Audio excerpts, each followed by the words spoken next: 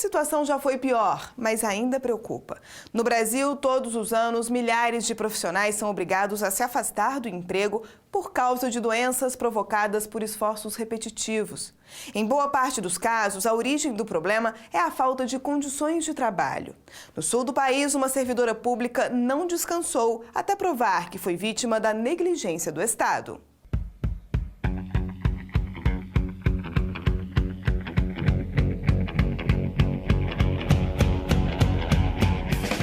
Comecei a sentir dores no punho, eu ia no centro de ortopedia, eles colocavam tala.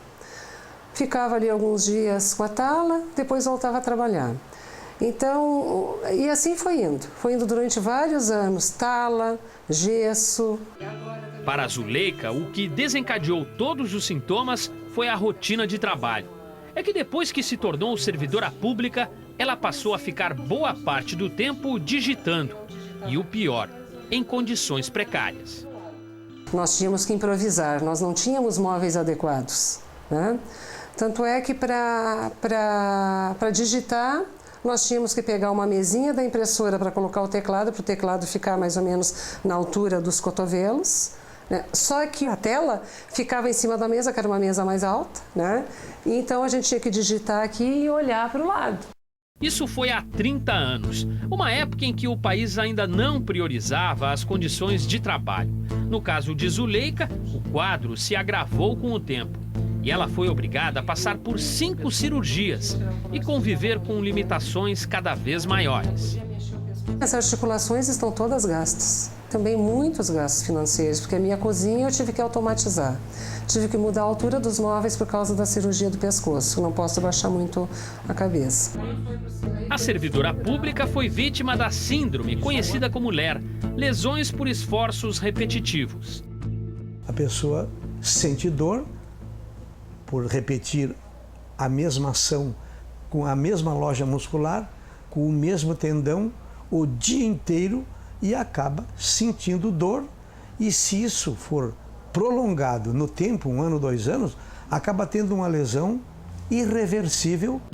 Foram vários afastamentos, até a constatação de que Zuleika não tinha mesmo condições de continuar trabalhando.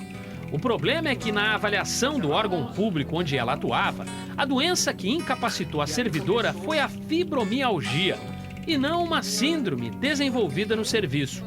Por causa dessa interpretação, o valor da aposentadoria foi fixado de forma proporcional ao tempo de contribuição. Resultado, a renda dela caiu pela metade.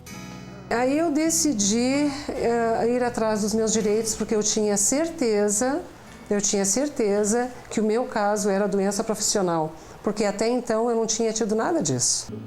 O primeiro pedido de aposentadoria integral foi na esfera administrativa. Depois da negativa, o jeito foi procurar a justiça. A dona Zuleika, além do pedido de aposentadoria com proventos integrais, pede uma indenização por conta de todo o sofrimento, as idas e vindas a médico, cirurgias todas que teve. A justiça concedeu a aposentadoria integral, além de uma indenização por dano moral no valor de R$30 mil. A União recorreu ao Tribunal Regional Federal da 4ª Região e conseguiu suspender a ordem. Mas, como a decisão não foi unânime, o caso foi julgado novamente pelo TRF4, que dessa vez restabeleceu parte da sentença de 1º grau, mas reduziu a indenização para R$10 mil.